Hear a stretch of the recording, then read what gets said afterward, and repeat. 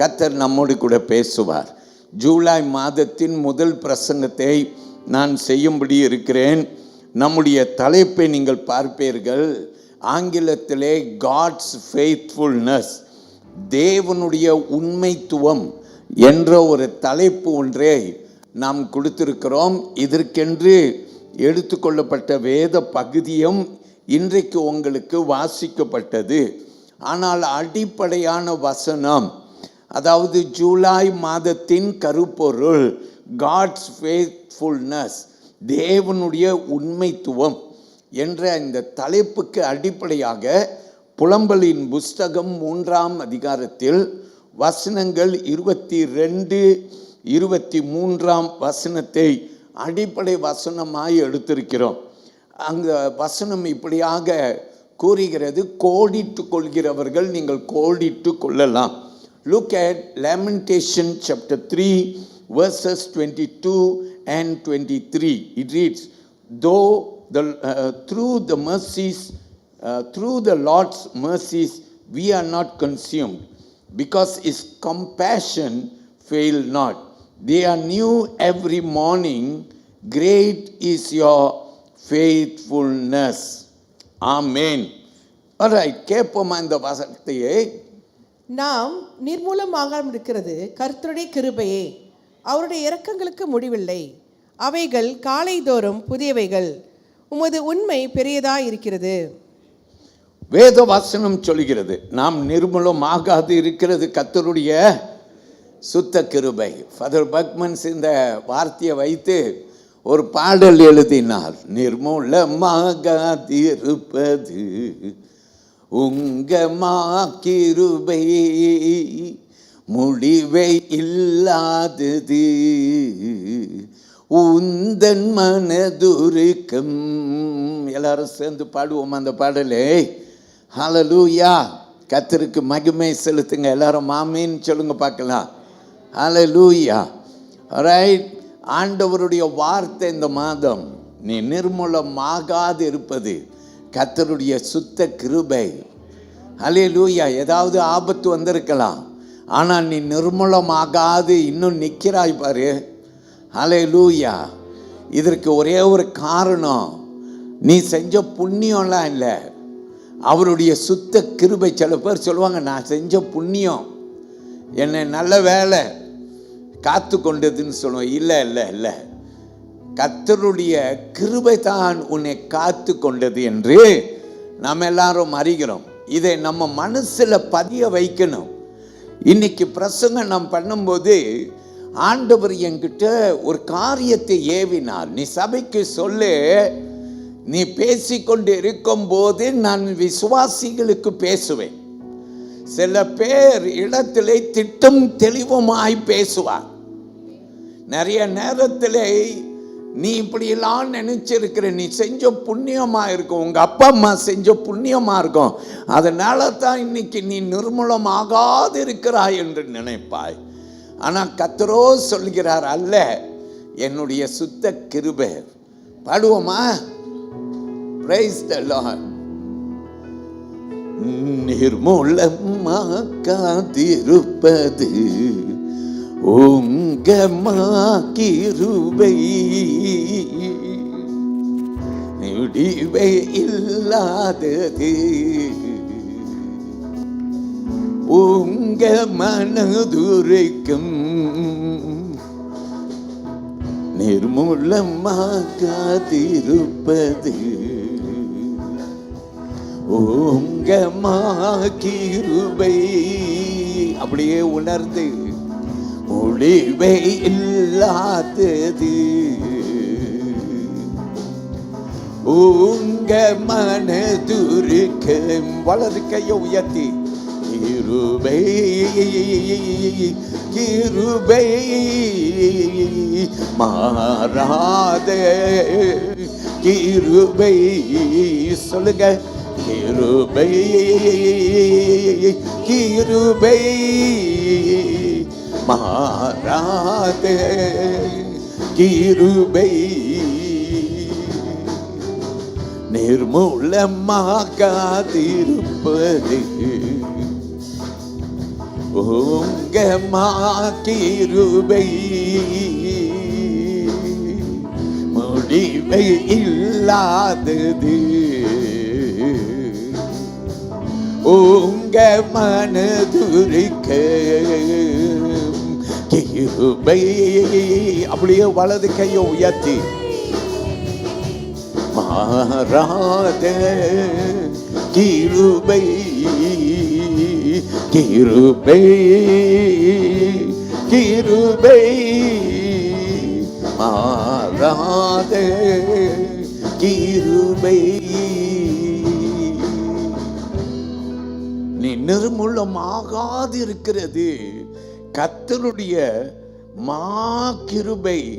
அல்லேலூயா, அல்லேலூயா. அவருடைய இரக்கங்களுக்கு முடிவே இல்லையா? எல்லாரும் சொல்லுங்க, பிரைஸ் தி லார்ட். அவருடைய இரக்கம், அவருடைய கிருபை எப்படி இருக்குமா கர்த்தருடைய பிள்ளைகளுக்கு? அடுத்த வசனம் சொல்லுகிறது, அது காலை தோறும் புதியவைகள் என்று சொல்லுகிறது. ஒவ்வொரு நாளும் ஒரு புதிய கிருபை, ஒரு புதிய தேவ இரக்கம் உன்னை காத்துக் கொள்கிறது. ஹல்லேலூயா. வேதம் அப்படியாய் நமக்கு வர்ணிக்கிறது. அது காலை தோறும் புதியவை, உமது உண்மை பெரிதாய் இருக்கிறது என்று வேத வசனம் நமக்கு சொல்லுகிறது. ஆல்ரைட், இன்றைக்கு நான் என்ன செய்ய போறேன்னா, உங்களுக்கு முதல் பிரசங்கம் இந்த காட்ஸ் ஃபெய்த்ஃபுல்னஸ், கர்த்தருடைய உண்மைத்துவம் என்ற தலைப்பில் கீழ் முதலாவது பிரசங்கத்தை நாம் கேட்க போறோம். அதற்கென்று நான் எடுத்துக்கொண்டிருக்கிற தலைப்பு இப்படி: faith that stands firm in the storm. புயலில் நிலை நிற்கும் நம்பிக்கை. வாழ்க்கையில் யாருக்குத்தான் புயல் இல்லை? சில சமயத்தில் தமிழ்ல நாம் சொல்லுகிறோம், வீட்டுக்கு வீடு வாசல் படி என்று சொல்லுகிறோம். உன் வீட்டு பிரச்சனை வேறையா இருக்கலாம், என் வீட்டு பிரச்சனை வேறையா இருக்கலாம். வீட்டுக்கு வீடு பிரச்சனை உண்டு. பிரச்சனை இல்லாத வீடு உண்டா? வாழ்வு உண்டா? இல்லை. நிறைய பிரச்சனைகள் எல்லாருக்கும் வரத்தான் செய்கிறது. பிரியமான கர்த்தர் பிள்ளைகளே, இது புயலாய் இருக்கலாம். வேலைக்கு போனால் ஒரு புயல், காலை வந்த பின்பு நம்ம அந்த நாளை ஆரம்பிக்கும் போது எத்தனையோ வாழ்க்கையின் புயல்களை கடந்து போகிறோம். கர்த்தருடைய வசனம் இன்றைக்கு சொல்லுகிறது, நீ பல புயலை கடந்து போய் கொண்டிருக்கிறாய், ஆனால் நான் உன்னை காக்க போறேன், நான் உன்னோடு இருக்க போறேன். யார் கூட இருக்க போறேன்னா, உண்மை உள்ளவர்கள் கூட இருக்க போறேன். உண்மையாய் அவரை பற்றி கொள்ளுகிறவர்களுக்கு கூட நான் இருக்க போகிறேன். அல்லேலூயா, அல்லேலூயா, அல்லேலூயா. அவரை உண்மையாய் பற்றி கொள்ள வேண்டும். அல்லேலூயா. கர்த்தரை எப்படி பற்றி கொள்ள வேண்டும்? உண்மையாய் பற்றி கொள்ள வேண்டும். ஃபாதர் பக்மன் ஒரு பாடல் எழுதினா தெரியுமா? சொல்லுங்க பார்க்கலாம்.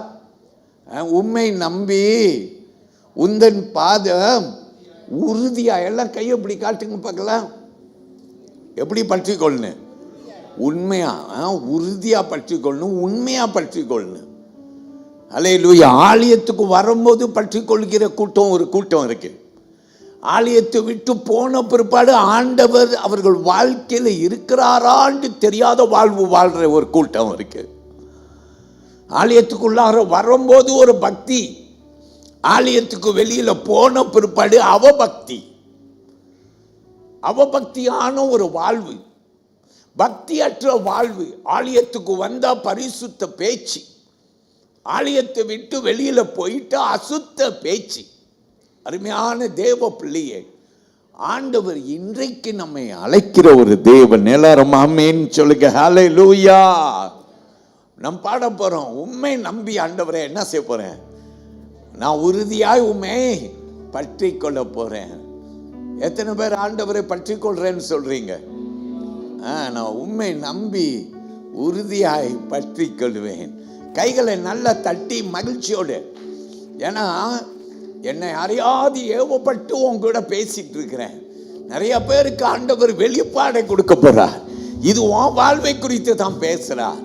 உன்னை குறித்து தான் பேசுறார். நீ தான் இப்படி வாழ்ந்துட்டு இருக்கிற. பாஸ்டர் பேசல, ஆண்டவரே பேசுகிறார் என்ற ஒரு எண்ணம் படைத்தவர்களாக வாருங்கள். நம் யாவரும் கைகளை நல்லா தட்டி, அல்லேலூயா, கைகளை நல்லா தட்டி,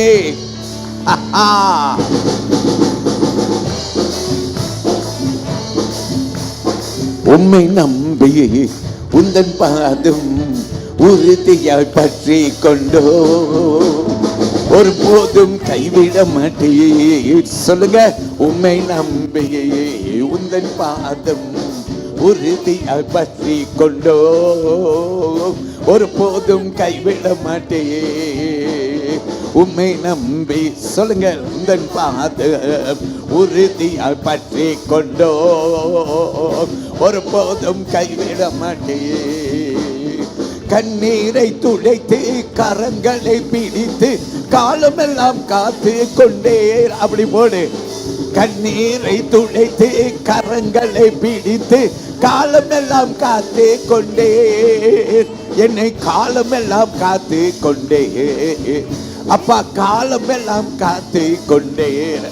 ஓ, உம்மை நம்பி உந்தன் பாதம் உறுதியாய் பற்றி கொண்டோ, ஒரு போதும் கைவிட மாட்டேன். One more time. உம்மை நம்பி உந்தன் பாதம் உறுதியாய் பற்றி கொண்டோ, ஒரு போதும் கைவிட மாட்டேன். மகனாக மகளாக அப்பா என்றழைக்கும் உரிமையை எனக்கு தந்தேர். ஏய், மகனாக மகளாக அப்பா என்றழைக்கும் உரிமையை எனக்கு தந்தேர். எஸ் எஸ், உரிமையை எனக்கு தந்தேர். அப்படி போடு. உரிமையை எனக்கு தந்தேர். ஏய், உம்மை நம்பி உந்தன் பாதம் உறுதியாய் பற்றி கொண்டோ, ஒரு போதும் கைவிட மாட்டேன். சொல்லுங்க, உம்மை நம்பி உந்தன் பாதம் உறுதியாய் பற்றி கொண்டோ, ஒரு போதும் கைவிட மாட்டேன். சொல்லுங்க, ஒரு போதும் கைவிட மாட்டேன். ஏய், உம்மை நம்பி உந்தன் பாதம் உறுதியாய் பற்றி கொண்டோ, ஒரு போதும் கைவிட மாட்டேன். சொல்லுங்க, ஒரு போதும் கைவிட மாட்டேன். நீர் ஒரு போதும் கைவிட மாட்டேன். அவர் கைவிடவே மாட்டார். எத்தனையோ பேர் இந்த ஆலயத்திலே இந்த காலை வேளையிலே அமர்ந்திருக்கலாம். ஆமா, ஆண்டவர் என்னை கைவிட்டது கிடையாது. சில பேர் இப்படி சொல்லலாம், கைவிட்ட மாதிரி எனக்கு தோண்டிச்சு, நானும் அவிசுவாசமான வார்த்தையெல்லாம் அள்ளி கொட்டிட்டேன். அப்புறம் பார்த்தா அவர் என்னை கைவிடவே இல்லை, என்னை கைவிடவே இல்லை. கைவிட்டாரா உன்னை? ஆண்டவர் உன்னை கைவிட்டாரா? உன்னை கைவிட மாட்டார். ஃபாதர் பத்மன் திரும்பி பாடினா தெரியல, இன்னைக்கு ஃபாதர் பத்மன் சா வந்துட்டு இருக்கிறாரு. ஐயாவுக்கு ரொம்ப நன்றி. அல்லேலூயா. கைவிட மாட்டார். சொல்லுங்க, கைவிட மாட்டார், கைவிடவே மாட்டார். கைவிடுவாரா அவனை? தாயின் அன்பு மாறி போகலாம், தந்தையின் அன்பு மாறி போகலாம். சிறந்த அன்பு இந்த உலகத்திலே ஒரு தாயுடைய அன்பு, தந்தையுடைய அன்பு. நீ நம்பி இருந்தவங்கெல்லாம் உன்னை மோசம் போக்கி இருக்கலாம். உன் தாயை நீ முறுமுறுத்து கொண்டு தாய்க்கு விரோதமா பகையா நின்றிருந்தா, உன் தந்தைக்கு விரோதமா நீ இப்ப செயல்பட்டு கொண்டு இருந்தா, நான் சொல்றேன், உன் ஃப்ரெண்டை நம்பி பின்னுக்கு போயிட்ட. கெட்ட குமாரன் பாத்தியா, ஃப்ரெண்ட் வாழை பிடிச்சிட்டு போயிட்டான். காசெல்லாம் இருக்கும்போது ஃப்ரெண்ட் வாழை பிடிச்சிட்டு இருந்தான். காசெல்லாம் போன பிற்பாடு பாய் பாய் சொல்லிட்டு போயிட்டான். ஐயா, என்ன நடந்தது? அப்பா வீட்டுக்கு வந்தான், வேலைக்காரனா வரப்பா, அதுக்கு கூட தகுதி இல்லை, எடுப்பாரோ எடுக்க மாட்டாரோ தெரியலன்னு வந்தா. அப்பா வந்து கட்டி பிடிச்சிட்டாரு, முத்தம் கொடுத்துட்டாரு, மோதிரத்தை மாத்திட்டாரு, வஸ்திரத்தை தரித்துட்டாரு, பண்டிகையை வச்சுட்டாரு. ஐயா, ஆண்டவர் பெரியவர். உன் தாய் கைவிடல, உன் தந்தை கைவிடல, ஆனா அவங்க விட்டாலும் நான் உன்னை கைவிட மாட்டேன்னு சொல்லிட்டாரு.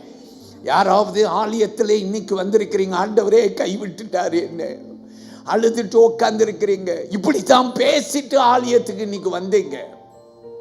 இப்படிதான் ஆலயத்தில் நீ நொறுக்கப்பட்டு வந்த, ஏன்னா ஆதரவு கிடைக்கல, உதவி இல்லாம வந்தேன் அப்படி நீ அழுதுட்டு இருக்கலாம். ஆனா கர்த்தரோ இன்றைக்கு உனக்கு சொல்றார், நான் தான் அல்லவா உன்னை ஆதரிவேன், நான் அல்லவா உன்னை ஆதரிக்க போறப்ப, கைவிட மாட்டேன், கைவிட மாட்டேன். சொல்லுங்க எல்லாரும், வலது கையை உயர்த்தி கொள்ளுங்க. கைவிடவே மாட்டேன். ஏன் ஃபாதர் பத்மன்ஸ் அப்படி எழுதினார் தெரில. ஆனால் இந்த பாட்டை நான் பாடும் போதெல்லாம் நான் நினைப்பேன், ஏன் சொன்னார்னா, ஒரு வெட்டி சொன்னால் புரியாது, 2 வெட்டி சொன்னால் புரியாது, 3வது வெட்டி அதை அழுத்தி சொல்லுன்னு, கை விட மாட்டார் அம்மா, ஐயா விட மாட்டார். எல்லாரும் ஆமேன்னு சொல்லுங்க. அல்லேலூயா. பாடுவோம் அந்த பாடலை.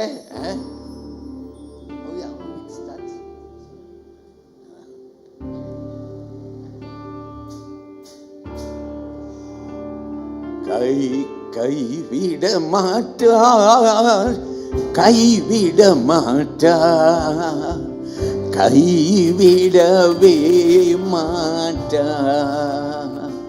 இயேசு கைவிடவே மாட்டார். அப்படியே ஜெபமா பாடுங்க. கைவிட மாட்டார், கைவிட மாட்டார், கைவிடவே மாட்டார். இயேசு கைவிடவே மாட்டார். யார் உன்னை கைவிட்டாலும் இயேசு கைவிட மாட்டார். யார் உன்னை கைவிட்டாலும் இயேசு கைவிட மாட்டார். தாயும் அவரே, தந்தையும் அவரே. உன்னோடு பேசிட்டு இருக்கிறார். தந்தையும் அவரே, தாளாட்டுவார், சீராட்டுவார், உன்னை தாளாட்டுவார், சீராட்டுவார். ஏய், யார் உன்னை கைவிட்டாலும் இயேசு கைவிட மாட்டார். யாரு தாய் கைவிட்டவர்கள் இருக்கலாம், தந்தை கைவிட்டவர்கள் இருக்கலாம், யாரும் இல்லாத அனாதையாய் இருக்கலாம். கைவிட மாட்டார், கைவிடவே. உன் விசுவாசம் பலப்பட உனக்கு சொல்லுகிறார்.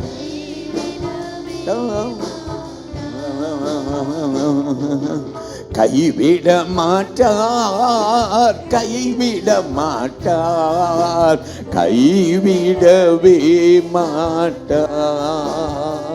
இயேசு கைவிடவே மாட்டார். நம்பிக்கை வந்துருச்சா? நம்பிக்கை வந்துருச்சா?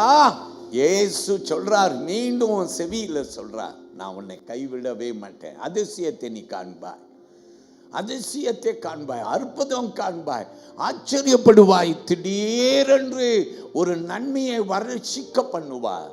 எதிர்பாராத ஒரு சம்பவம், உன்னை ஆசீர்வதிக்கிற சம்பவம் உனக்கு நடைபெறும். அவர் பெரியவர். பிரியமானவர்களே, புயலில் நிலைத்து நிற்கும் ஒரு நம்பிக்கை. புயல் அடித்து கொண்டிருக்குதா? நிலை நில், கவலைப்படாத. உன் பிள்ளைங்களே உனக்கு எதிர்ப்பா வந்துட்டாங்களா? வியாதி உனக்கு நெருக்கத்தை கொடுத்துக்கிறதா? கவலைப்படாத, நம்பிக்கையாயிரு. Faith, I have faith even in the midst of the storm that I am going through.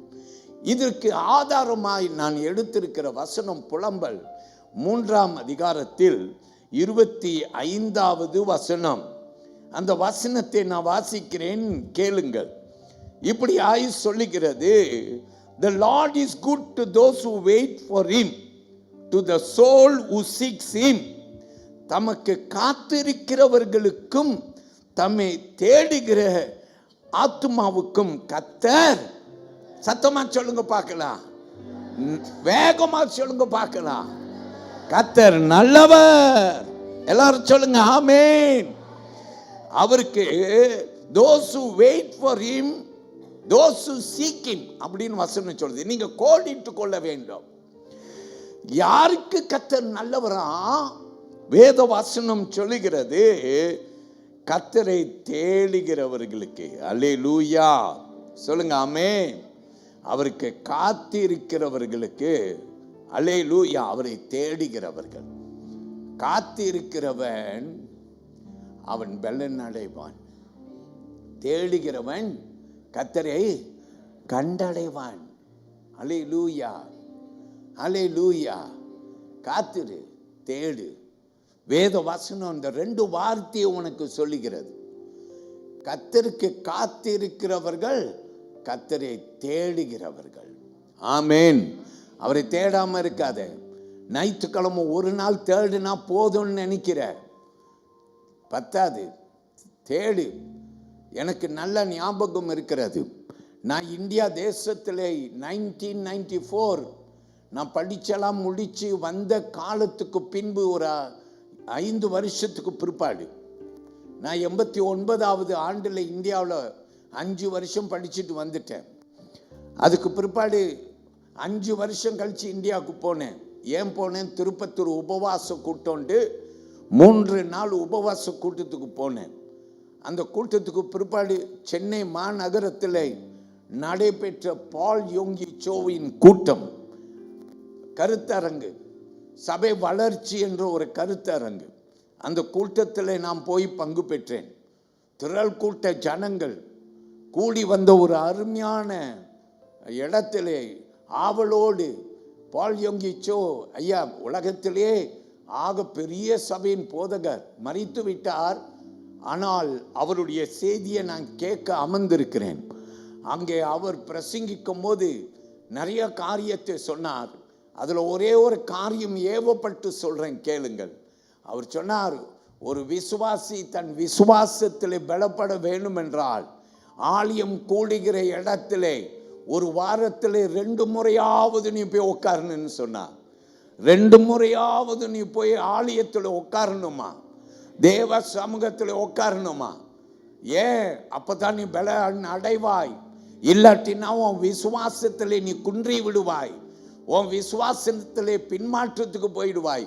ஐயோ காணிக்கை கொடுத்தனே, ஐயோ தசம பாகம் கொடுத்தேனே, ஐயோ ஆண்டவருக்கு எல்லாமே செய்தேனே. நீ ஞாயிற்றுக்கிழமை கிறிஸ்தவனாய் இருந்தாய்.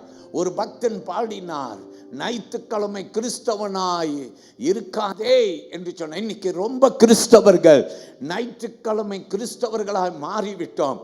நம்முடைய நிகழ்ச்சி எதுவாக இருந்தாலும் எல்லாத்தையும் ஞாயிற்றுக்கிழமையே வைத்துக் கொள்ளுங்கள். எல்லாவற்றையும் ஞாயிற்றுக்கிழமையே முடித்து விடுகிறேன். அதுக்கு பிற்பாடு எனக்கு என்ன இல்லை, நேரம் இல்லை, ஆண்டவரை யோசிக்க எனக்கு நேரம் இல்லை என்ற ஒரு வாழ்வு நாம் வாழ்ந்து கொண்டிருக்கிறோம். அதனால பிள்ளைங்களை பாருங்கள், ஒரு பரிசுத்தம் இல்லாத வாழ்வு. உங்களே பாருங்கள். இன்றைக்கு வீட்டுக்கு போன உடனே நான் ஜெபத்தோடு சொல்லுகிறேன், கேள். உன் கண்ணாடி முன்பே போய் நின்று உன் அழகை நீ பார்க்கும் போது, உன்னுடைய கண்ணாடி முன்னால நின்று உன் தலையை நீ வாரும் போது, நீ கண்ணாடி முன்னால நின்று நீ கையில பவுடர் எடுத்து பவுடர் போடும் போது முகம் அழகா இருக்கையா. ஆனா அந்த அழகுக்கு பின்னாலோ ஏதோ ஒரு குறை இருக்குன்ட்டு நீ யோசிப்ப பாரு. அப்பதான் ஆண்டவர் ஒவ்வொரு தேவ பிள்ளைகிட்ட பேசுவார். உன் அழகுக்கு குறையான காரணம் என்ன தெரியுமா? நீ என்னை தேடல, ஞாயிற்றுக்கிழமை தேடுகிறாய். அது கூட உனக்கு ஞாயிற்றுக்கிழமை வர முடியாம போயிருச்சுன்னா நீ ரொம்ப சுலபமா வராம இருந்து விடுகிறாய். அதை குறித்து உனக்கு கொஞ்சம் கூட ஒரு கவலையும் இல்லை, வேதனை இல்லை.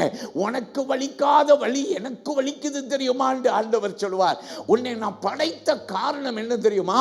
நீ என் பேரை பரவசப்படுத்துவாய், என் பேரை நீ துதிப்பாய், என் நாமத்தை நீ தரிசிப்பாய் என்றல்லவா நான் உன்னை உண்டாக்கினேன்.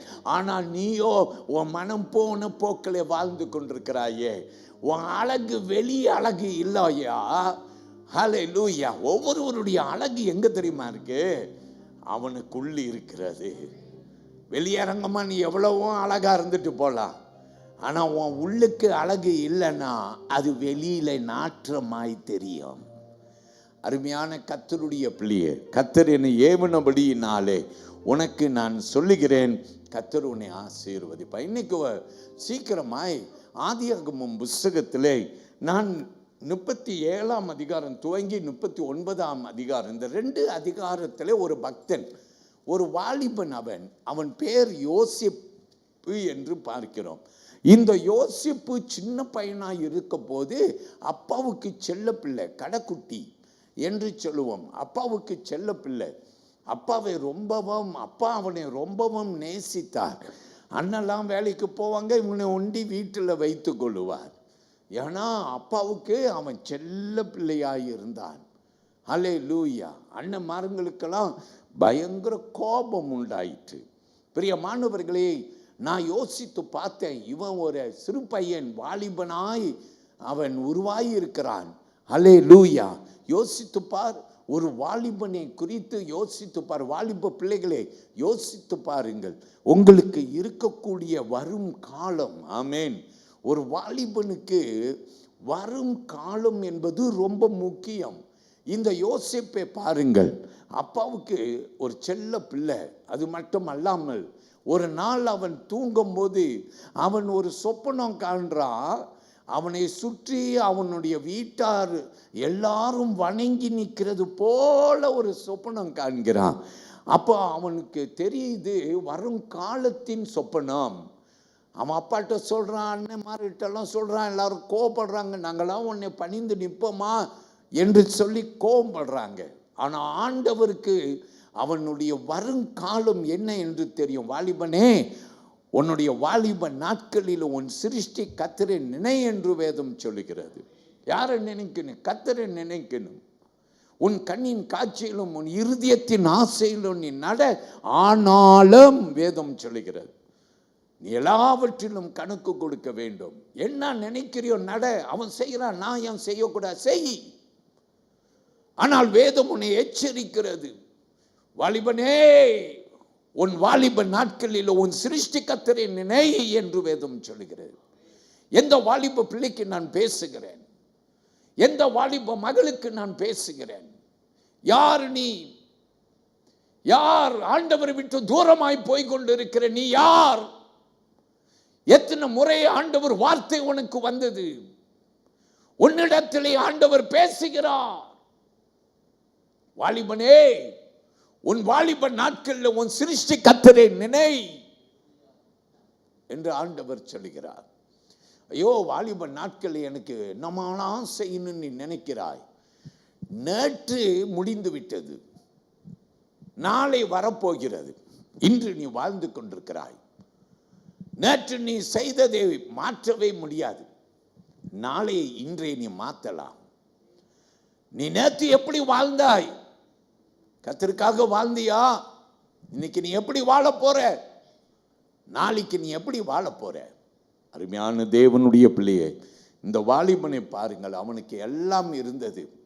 ஒரு தரிசனம் இருந்துச்சு. அவன் யாரா இருக்க போறான்? ஒரு பெரிய ஆளா இருக்க போறான். ஆனா அவன் கடந்து போன பாதை என்ன? முரணான பாதை. சொந்த அண்ணன் தம்பிங்க என்ன செஞ்சுட்டாங்க? அண்ணனுங்க என்ன செஞ்சுட்டாங்க? வித்து போட்டாங்க, குழியில தள்ளிட்டாங்க. ஹல்லேலூயா. பின்பு வித்து போட்டாங்க, கையை கழுவிட்டாங்க. அண்ணன், சொந்த அண்ணன், எல்லா அண்ணன்மார்கள் சேர்ந்து சதி பண்ணிட்டாங்க. அவனை வித்துட்டாங்க. டேய், உங்ககிட்டயாடா நாங்கள் தலை குனிஞ்சு நிற்போம், உன்னை இல்லாம ஆக்கிடுவோண்டா. அல்லேலூயா. அடிக்கடி பிரியமானவர்களே, நம்ம சுற்றி இருக்கிறவர்கள் நம்ம முன்னுக்கு சிரிப்பாங்க, ஆனால் நம்ம பின்னுக்கு நமக்கு என்னென்னமோ தீங்கை எண்ணி கொண்டிருப்பாங்க. ஆனால் இவனுக்கு தீங்கு எங்கிருந்து வந்துச்சு? அவனுடைய சொந்த வீட்டிலிருந்து வந்துச்சு. அல்லேலூயா. பிரியமானவர்களே, வேதம் நமக்கு சொல்லுகிறது 37ஆம் அதிகாரத்தில் வசனம் 23 இருந்து 28 வரைக்கும் ஒரு 5-6 வசனத்தை பாருங்கள். அவன் வாழ்க்கை நிலையை பாருங்கள். தரிசனம் அங்கே தான் இருக்கிறது. ஆனால் அவன் விற்று போடப்படும், அவன் அடிமையாக போகிறான். தரிசனம் பெருசு, ஆனால் ஆரம்பம் அற்பம். அதனால தான் ஒரு பாடல் பாடுவேன். என்னன்னு தெரியுமா? ஆரம்பம் அற்பம் ஆனாலும், சொல்லுங்க பார்க்கலாம், ஆரம்பம் அற்பமானாலும் முடிவு சம்பூர்ணமாம். எல்லாரும் சொல்லுங்க ஹல்லேலூயா. பாடுவோமா அந்த பாடல்? எனக்கு ஆரம்பம்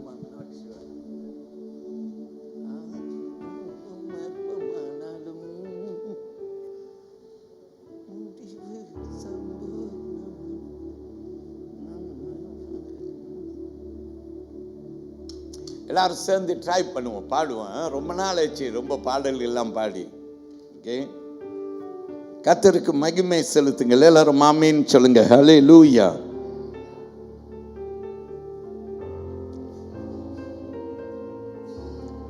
முப்பத்தி 7ஆம் அதிகாரத்தையும் கையில் எடுத்து வைத்துக் கொள்ளுங்கள்.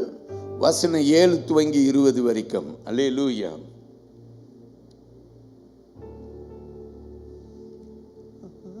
ஆரம்பம் அற்பமானாலும் முடிவு சம்பூர்ணமாம். எல்லாரும் கைகளை உயர்த்தி, அற்பமானாலும் முடிவு சம்பூர்ணமாம். குறைவுகள் நிறைவாகட்டும், எல்லா குறைவுகள் நிறைவாகட்டும். என் வறட்சி செழிப்பாகட்டும், என் வறட்சி செழிப்பாகட்டும். புது கிருபை தாருமையா, புது பலனை தாருமையா. எல்லாரும் கைகளை உயர்த்தி,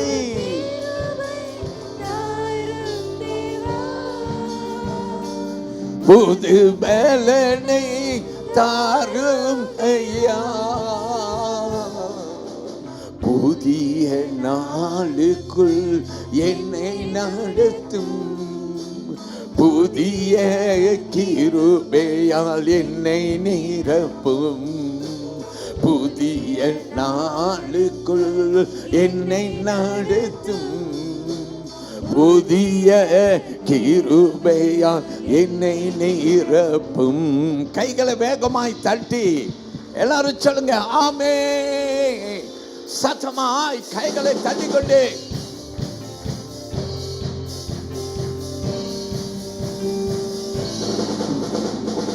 ஆரம்பம் அற்பமானாலும் சம்பூர்ணமா. ஆரம்பம் அற்பமானாலும் முடிவு சம்பூர்ணமா.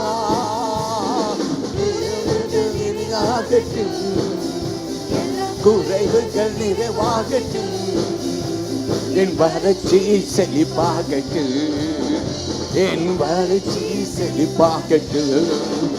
புது கிருபை தாருமையா. Glory glory. எல்லாரும் அப்படியே உங்களுக்குள்ளார இந்த வார்த்தைகளை ஏற்றுக்கொள்ளுங்கள். அப்படியே ஆகட்டும். புதிய நாளுக்குள் என்னை நடத்து, புதிய கிருபை என்னை நிரப்பு. புதிய நாளுக்குள் என்னை நடத்து, புதிய கிருபை என்னை நிரப்பு.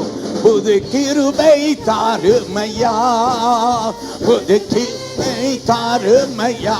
நல்லா சிரித்த முகத்தோடு புது பலனை தாருமையா.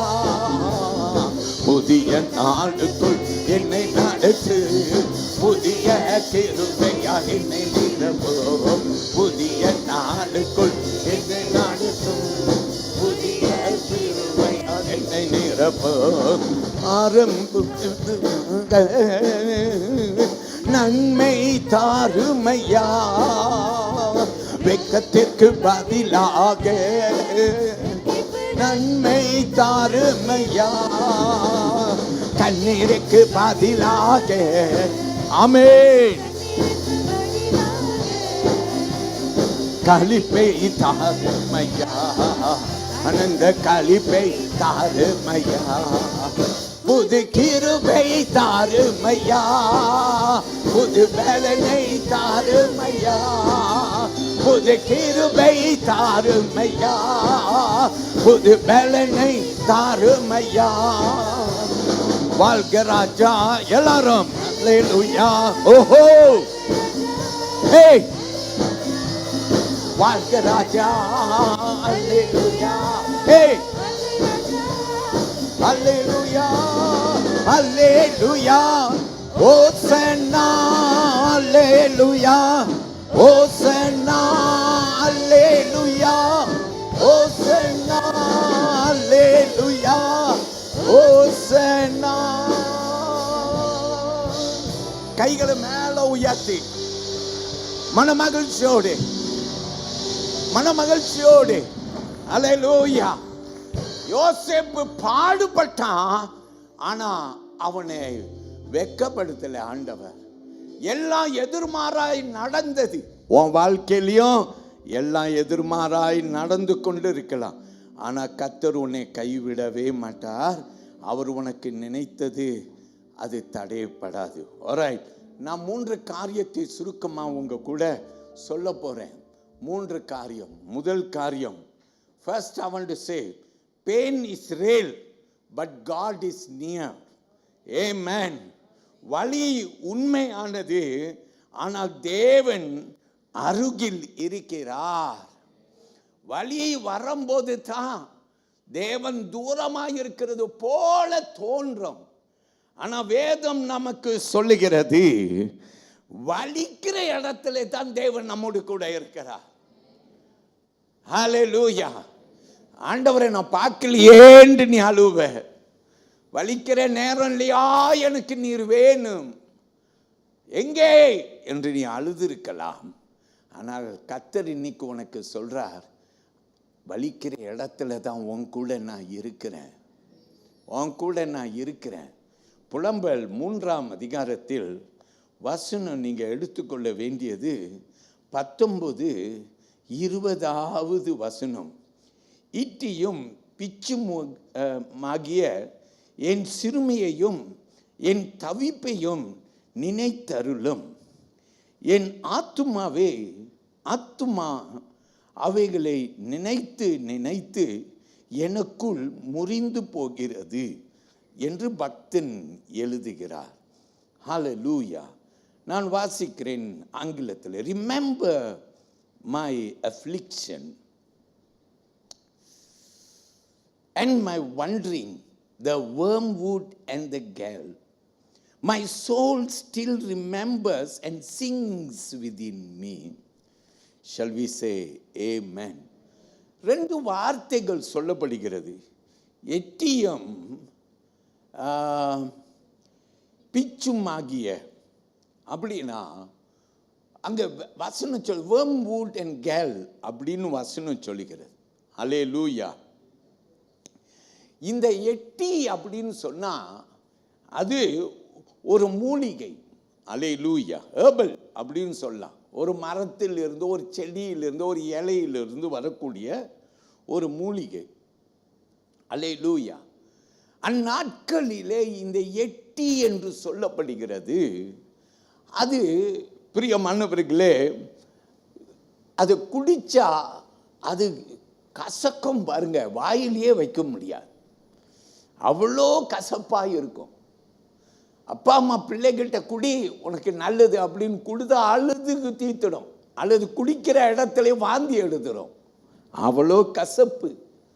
அப்ப பக்தனாகிய புலம்பல் புஸ்தகத்தை எழுதின எரேமியா தன்னுடைய வலியையும் தன்னுடைய வேதனையையும் ஆண்டவர்கிட்ட அதை தெரிவிக்கும் போது அதை எப்படி தெரிவிக்கிறான் என்றால், ஆண்டவர்கிட்ட சொல்ற, ஆண்டவரே எட்டியும் பிச்சியுமான என்று அவன் வர்ணிக்கிறான். இதை நம்ம கவனிக்கணும். அல்லேலூயா. கர்த்தர் பெரியவர். அல்லேலூயா. என் வாழ்வு, என் ஜனங்களின் வாழ்வு கசந்த வாழ்வு, கசந்த வாழ்வு. இந்த மூலிகையை போயில் இருக்கக்கூடிய கசப்பை போல கசப்பான ஒரு வாழ்வை வாழ்ந்துட்டு இருக்கிறோம். எல்லாரும் சொல்லுங்க ஹல்லேலூயா. பிரியமானவர்களே, கர்த்தருக்கு மகிமை. அப்போ இது என்னத்தெல்லாம் கூறுகிறது அப்படின்னு சொல்லி நாம் கேட்டால், இந்த காரியத்தை நாம் பார்க்கும்போது பலவிதமான நெருக்கங்கள், கசப்புகள், இந்த எரேமியா புலம்பிக் கொண்டே எழுதின, அதனால தான் எரேமியாவின் 1ஆம் புஸ்தகம் எரேமியாவின் 2வது புஸ்தகம் பேர் கொடுக்கல. எரேமியான்ட்டு ஒரு புஸ்தகம் எழுதின 2வது புஸ்தகத்துக்கும் புலம்பல்னு பேர் வச்சுட்டாங்க. ஏன்னா எரேமியா எழுதும் போது புலம்பிக் கொண்டே எழுதினார்.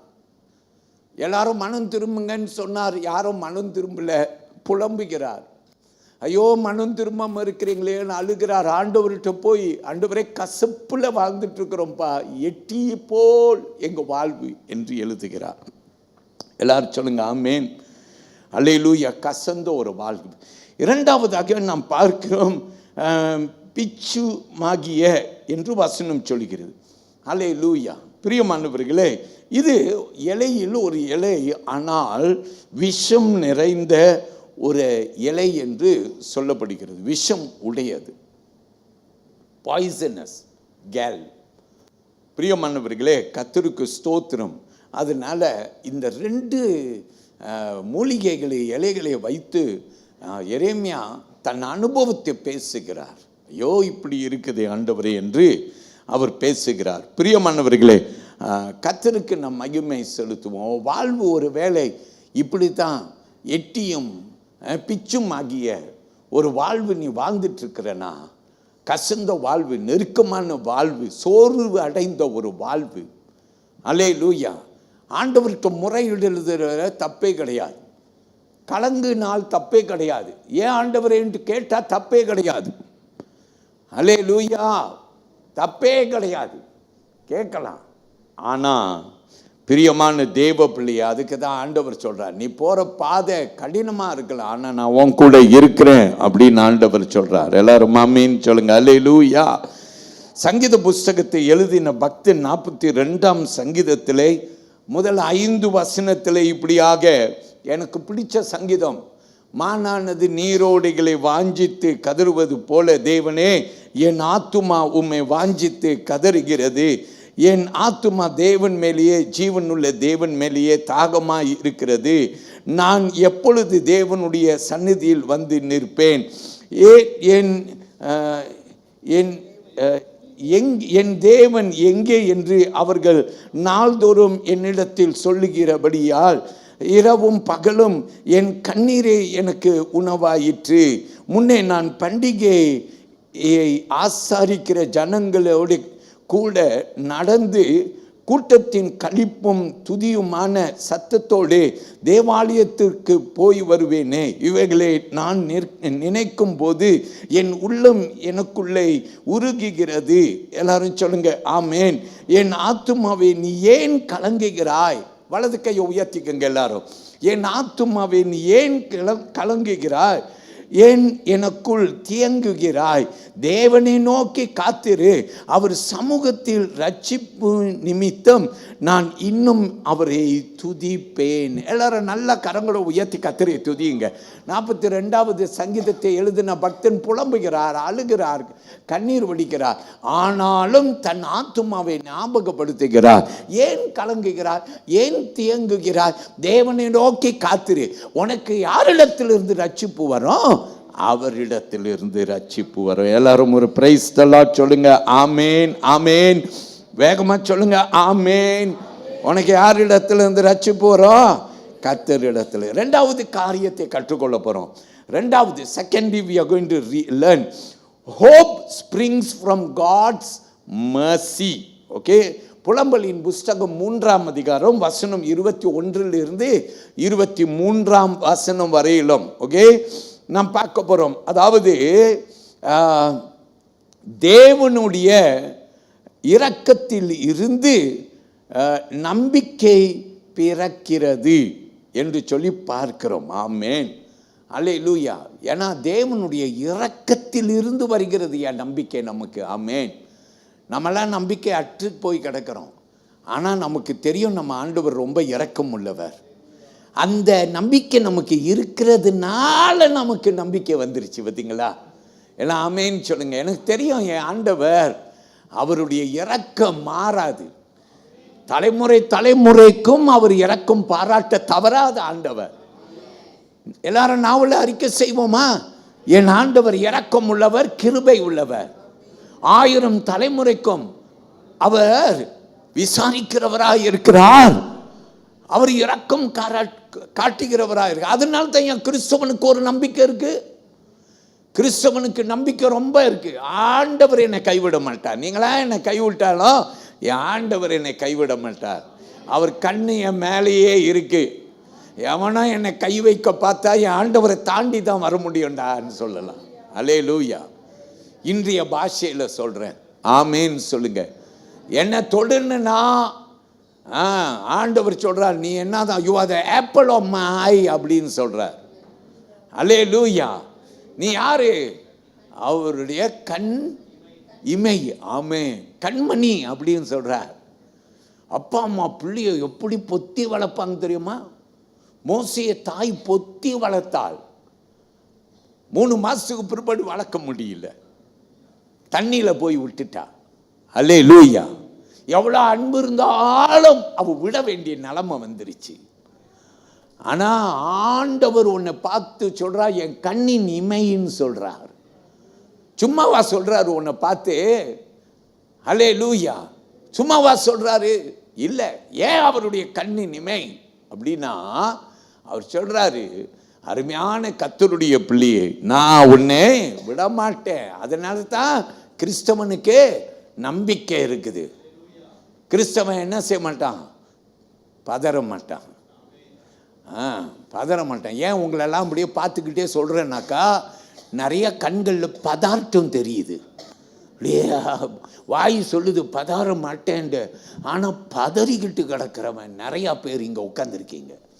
அல்லேலூயா. ரொம்ப பதார்த்தம். எதை தொட்டாலும் ஒரே நெஞ்சில் அடித்து இங்கே ஓட்டெல்லாம் விழுந்துருச்சு. அல்லேலூயா. ஒரே பதார்த்தம், கொஞ்சம்னா ஒரே பதார்த்தம்.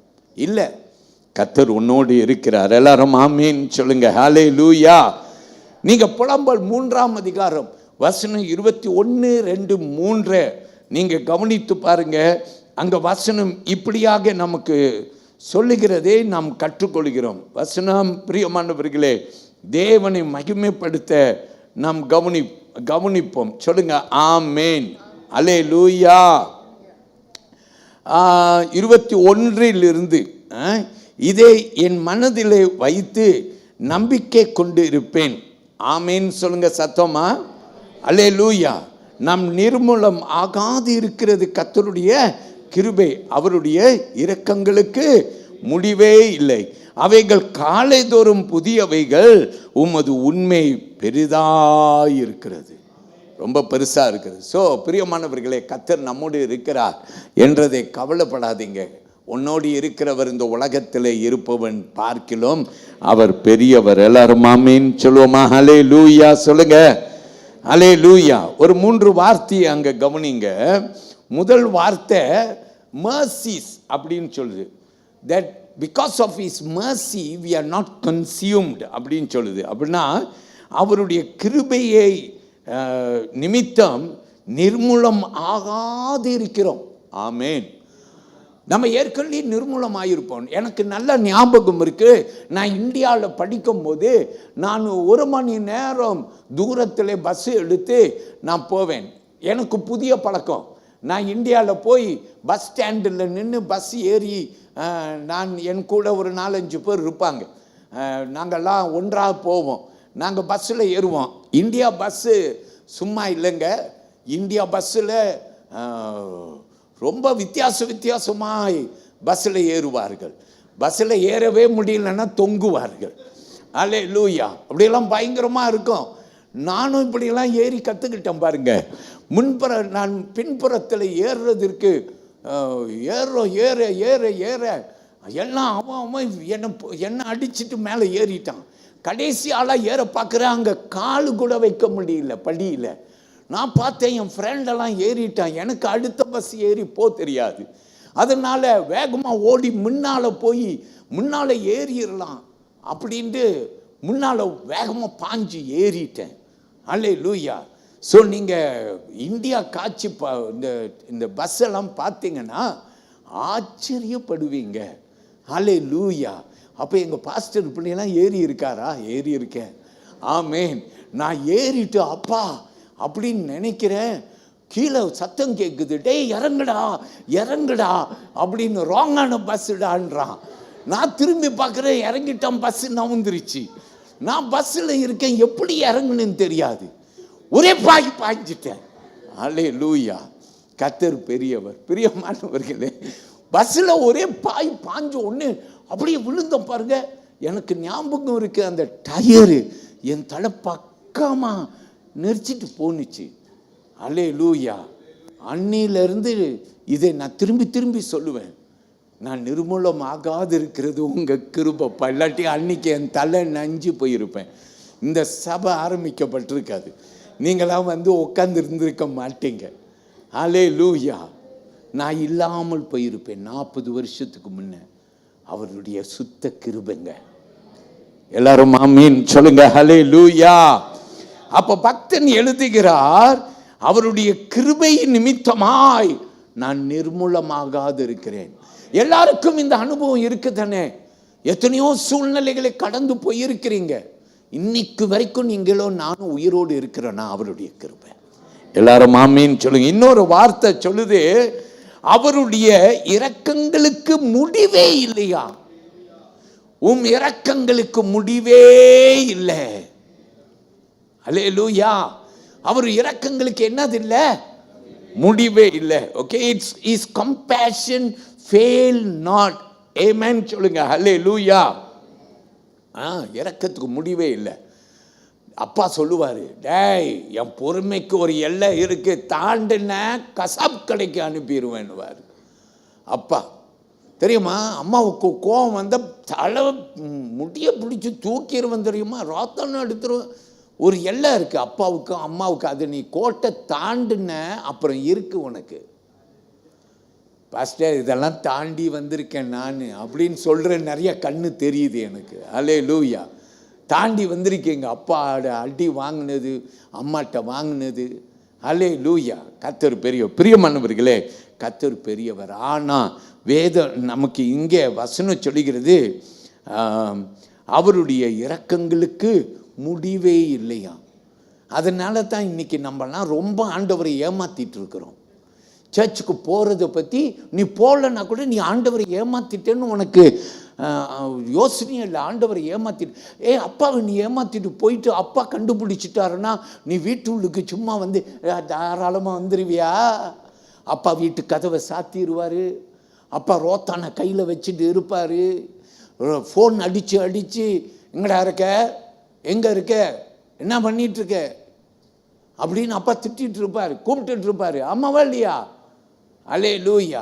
பிரியமானவர்களே, கர்த்தருடைய இரக்கங்களுக்கு முடிவே இல்லைன்னு எல்லாரும் நம்ம பாட்டுக்கு நம்ம நினைச்சா வாரோம், நினைச்சா போகிறோம், நினைச்சா செய்கிறோம், எல்லாம் செய்கிறோம். அந்த பக்தியை மறந்துட்டோங்க, அந்த தெய்வீகத்தை மறந்துட்டோங்க, கர்த்தருக்காக வாழ்கிற வாழ்க்கையை மறந்துட்டோங்க.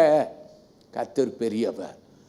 ஆண்டவருக்கு கொடுக்க வேண்டிய என் கனம் எங்கேன்று கர்த்தர் நம்ம இடத்துல கேட்குற. இன்னொரு வார்த்தை பாருங்க, காலைதோறும் புதிதானவைகள், அவைகள் காலைதோறும் புதிதானவைகள். அல்லேலூயா. கர்த்தருடைய கிருபை ஒவ்வொரு நாளும் அவன் புதுசான், ஒவ்வொரு நாளும் புதுப்பித்துட்டே இருப்பாரான். அவர் கிருபையை அவன் மேலே அள்ளி கொட்டிகிட்டே இருக்கிறார். அல்லேலூயா. ஒரு நாள் வரும் அப்பா அன்னாடும் ரோத்தான் எடுப்பார், ஆனால் ஆண்டவர் ஒரு நாள் வரும் ரோத்தான் எடுப்பார். இதுக்கு மேலே அதை பற்றி சொல்ல ரொம்ப தேவையில்லை. ஆமேன். கேளுங்கள் இன்னொரு வார்த்தை, உமது உண்மை பெரிதாய் இருக்கிறது. கிரேட் இஸ் யுவர் ஃபெய்த்ஃபுல்னஸ் அப்படின்னு அங்கே வசனம் நமக்கு சொல்லுகிறது. ஆமேன். கர்த்தருடைய உண்மை பெரிதானது. எல்லாரும் ஆமேன் சொல்லுவோமா? ஹல்லேலூயா. 2 கொரிந்தியர் 1ஆம் அதிகாரம் வசனம் 3-4 போங்க பார்க்கலாம். Come with me to 2 Corinthians chapter 1 verses 3 and 4. It says, "Blessed be the God and Father of our Lord Jesus Christ, the Father of mercies and the God of all comfort, who comforts us in all our tribulation, that we may be able to comfort those who are in any trouble with the comfort with which we ourselves are comforted by God." என்று வேத வசனம் நமக்கு சொல்லுகிறது. கேட்போம், வாசியுங்கள், பார்க்கலாம். நமது கர்த்தராகிய இயேசு கிறிஸ்துவின் பிதாவாகிய தேவனும் இரக்கங்களின் பிதாவும் சகலவிதமான ஆறுதலின் தேவனுமாய் இருக்கிறவருக்கு சோஸ்திரம். தேவனால் எங்களுக்கு அருளப்படுகிற ஆறுதலினாலே எந்த உபத்திரத்திலாகிலும் அகப்படுகிறவர்களுக்கு நாங்கள் ஆறுதல் செய்ய திராணி உள்ளவர்களாய் இருக்கும்படி எங்களுக்கு வரும் சகல உபத்திரவங்களாலையும் அவரே எங்களுக்கு ஆறுதல் செய்கிறவர். எல்லாரும் ஆமீன் சொல்லுங்க. அல்லேலூயா. நமக்கு எப்படி நம்பிக்கை பிறக்கிறது? தேவனுடைய கிருபை நிமித்தம், இரக்கங்களின் நிமித்தம். எல்லாரும் ஆமீன் சொல்லுங்க. அதனால தான் நாம் நிர்மூலமாகாது இருக்கிறது கர்த்தருடைய சுத்த கிருபை. கடைசியாய் மூன்றாவது காரியத்தை நான் சொல்லி முடிக்கிறேன். புலம்பல் 3ஆம் அதிகாரத்தில் வசனம் 24 26 வசனம் வரையிலும் கர்த்தர் என் பங்கு என்று என் ஆத்துமா சொல்லும், ஆகையால் அவரிடத்தில் நம்பிக்கை கொண்டிருப்பேன். தமக்கு காத்திருக்கிறவர்களுக்கும் தம்மை தேடுகிற ஆத்துமாவுக்கும் கர்த்தர் நல்லவர். கர்த்தருடைய ரட்சிப்புக்கு நம்பிக்கையோடு காத்திருக்கிறது நல்லது. எல்லாரும் ஆமென் சொல்லுங்க. ஹல்லேலூயா.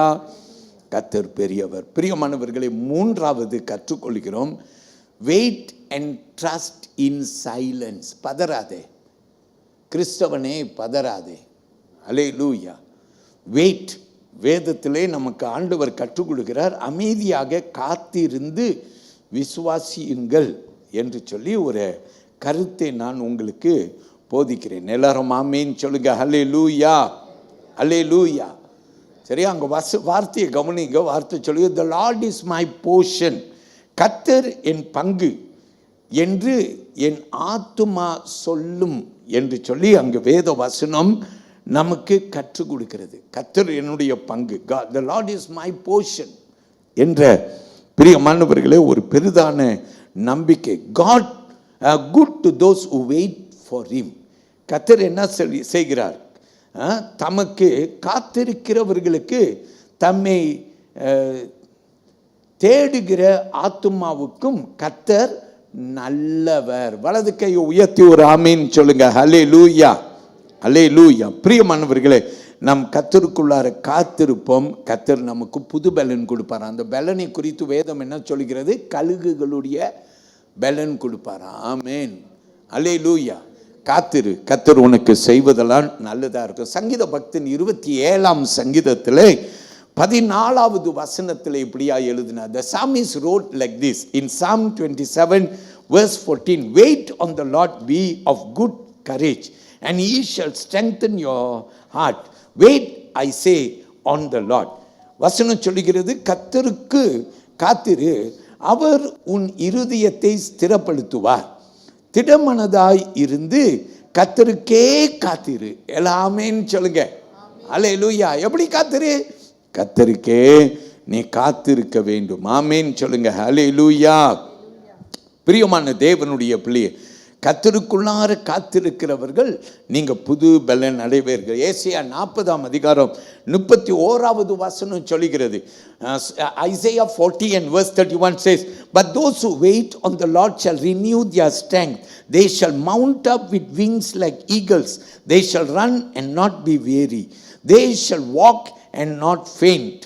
கர்த்தருக்கு காத்திருக்கிறவர்களோ புது பலன் அடைந்து கழுகுகளை போல செட்டைகளை அடித்து எழும்புவார்கள். அவர்கள் ஓடினாலும் இளைப்படையார்கள், நடந்தாலும் சோர்ந்து போவார்கள் என்று வேதம் வசனம் நமக்கு சொல்லுகிறது. இந்த வசனத்தை கோடிட்டு கொள்ளுங்க. கர்த்தருக்கு காத்திருப்பவர்கள் புது பலன் அடைவார்கள். ஆமேன், அல்லேலூயா. நிறைய பேர் சொல்லுங்க, என்னங்க காத்திருந்து அழுத்து தான் போச்சுன்னு சொல்லுவாங்க. ஆனால் நான் சொல்கிறேன், என் அனுபவத்தில் சொல்கிறேன், கர்த்தருக்கு காத்திருக்கிறவர்கள் நிச்சயமாய் அவர்கள் புது பலன் அடைவார்கள். ஒரு உதாரணத்துக்கு நான் உங்களுக்கு சொல்ல முடிந்தது, நோவா. அவர் பேழையை கட்டினார், பேழைக்குள்ளார போனார், மழை வந்துச்சு, மழை பூமியின் குடிகள் எல்லாம் மரித்து போனார்கள். நோவாவும் தன் வீட்டாரும் பேழைக்குள் இருந்த எல்லாம் காப்பாற்றப்பட்டது. ஆனால் அதுக்கு பிற்பாடு நோவா பேழையை திறக்க முடியல. ஆண்டவர் திறக்க காத்திருந்தான் பொறுமையாய். பிரியமானவர்களே, வேதம் நமக்கு கற்றுக் கொடுக்குது. நோவா என்ன செய்தாராம்? பொறுமையாய் காத்திருந்தாலாம். எங்கே? ஆதியாகமம் புஸ்தகத்தில் போய் நீங்கள் 7-8 அதிகாரத்தை நீங்கள் பார்த்தீங்கன்னாக்கா அங்கே நீங்கள் கற்றுக்கொள்வீங்க. நோவா ஆண்டவர் சமூகத்தில் எப்படி இருந்தாராம்? காத்திருந்தாராம். அல்லேலூயா. பல மாதங்கள் காத்திருந்தாராம். ஏன் காத்திருந்தார்? ரொம்ப மாதமாக மழை இப்போ நின்றுருச்சு. மழை நின்னும் கூட பேழைக்குள்ளார நோவா காத்திருந்தாராம். ஏன்? பூமியில ஜலம் வத்தி போக வேண்டும். ஆமேன். அதனால தான் நீங்கள் பார்ப்பீங்க, முதல்ல அவருக்கு ஒரு காக்காவை அனுப்பினார். ரெண்டாவது அவர் என்னத்தை அனுப்பினார்? அங்கே நமக்கு சொல்லுகிற புறாவை அனுப்பினார். அல்லேலூயா. பூமியில் தண்ணி வத்திருச்சான்றதை பார்க்கறதற்கு அவர் எல்லாவற்றையும் செய்தார். ஆனால் பிரியமானவர்களை, வேதம் நமக்கு கற்றுக் கொடுக்கிறது, கர்த்தருக்குள் காத்திருக்கிறவன் என்ன அடைவான்? புது பலன் அடைவான். எல்லாரும் ஆமீன் சொல்லுங்க. அல்லேலூயா, அல்லேலூயா. தேவனுக்கு மகிமை. கர்த்தரை நான் மகிமைப்படுத்துகிறேன். அவருக்கு ஸ்தோத்திரம். நான் முடிக்கும் போது ஒரு வசனம் எடுத்துக்கொள்ளுங்கள். மார்க்கு சுவிசேஷத்தில் 4ஆம் அதிகாரத்தில் நீங்கள் 35ஆம் வசனம் துவங்கி 41ஆம் வசனம் வரையிலும் நீங்கள் பார்க்கலாம். சரியா? 41ஆம் வசனம் வரையிலும் நீங்கள் வீட்டுக்கு போய் வாசிங்கன்னு சொல்ல ஆசையாக இருக்கு எனக்கு. ஆனால் வீட்டுக்கு போய் வாசிக்க மாட்டேங்கன்னு சொல்லி உங்கள் கண்ணெல்லாம் சொல்லுது. அதனால நான் கொஞ்சம் வாசிக்க ட்ரை பண்ணலான்னு பார்க்குறேன். எல்லாரும் ஆமேன்னு சொல்லுங்க. அல்லேலூயா. கவனிங்க. மார்க் 4ஆம் அதிகாரம் 37ஆம் வசனம் துவங்கி, அப்பொழுது பலத்த சுழல் காற்று உண்டாகி படகு நிரம்பத்தக்கதாக அலைகள் அதன் மேல் மோதிற்று. ஆமேன்னு சொல்லுங்க. பாஸ்டர் வாசிக்கிறார் இல்லையா? கம்பீர சத்தமாக கேளுங்க எல்லாரும். ஆமேன்னு சொல்லுங்க. அல்லேலூயா. 38ஆம் வசனம் சொல்லுகிறது, போதகரே, நாங்கள் மடிந்து போகிறது உமக்கு கவலை இல்லையா என்றார்கள். சொல்லுவோமா? ஆமேன். ஓகே. 39ஆம் வசனம், அவர் எழுந்து காற்றை அதற்றி கடலை பார்த்து இறையாதே அமைதியாய் இரு என்றார். அப்பொழுது காற்று நின்று போய் மிகுந்த அமைதல் உண்டாயிற்று. அவர் அவர்களை நோக்கி, ஏன் இப்படி பயந்தீர்கள்? ஏன் உங்களுக்கு விசுவாசம் இல்லாமல் போயிற்று என்றார். எல்லாரும் ஆமீன் சொல்லுங்க. ஹல்லேலூயா. கர்த்தருக்கு மகிமை உண்டாகட்டும். நான் முடிக்கும் போது நம்முடைய அடிப்படையான வசனம் புலம்பல் 3:25 வசனம், Lamentation 3:25, the Lord is good to those whose hope is in him, to the one who seeks him. தமக்கு காத்திருக்கிறவர்களுக்கும் தம்மை தேடுகிற ஆத்மாவுக்கும் கர்த்தர் நல்லவர் என்று வேத வசனம் நமக்கு சொல்லுகிறது. எல்லாரும் ஆமேன்னு சொல்லுங்க. ஹல்லேலூயா. கர்த்தர் பெரியவர். வலது கையை எல்லாரும் உயர்த்தி ஆண்டவருக்கு ஒரு பெரிய மகிமை செலுத்துங்க. எல்லாரும் சத்தமாக சொல்லுங்க. ஹல்லேலூயா. பிரியமானவர்களை, கர்த்தருக்குள்ளார காத்திருக்கிறவன் புது பலன் அடைவான். உன்னை கர்த்தர் ஒரு நாளும் வெட்கப்படுத்த மாட்டார். ஹல்லேலூயா. எழுந்து நிற்க போகிறோம். ஒரு பாடல் நம்ம எல்லாரும் பாட போகிறோம்.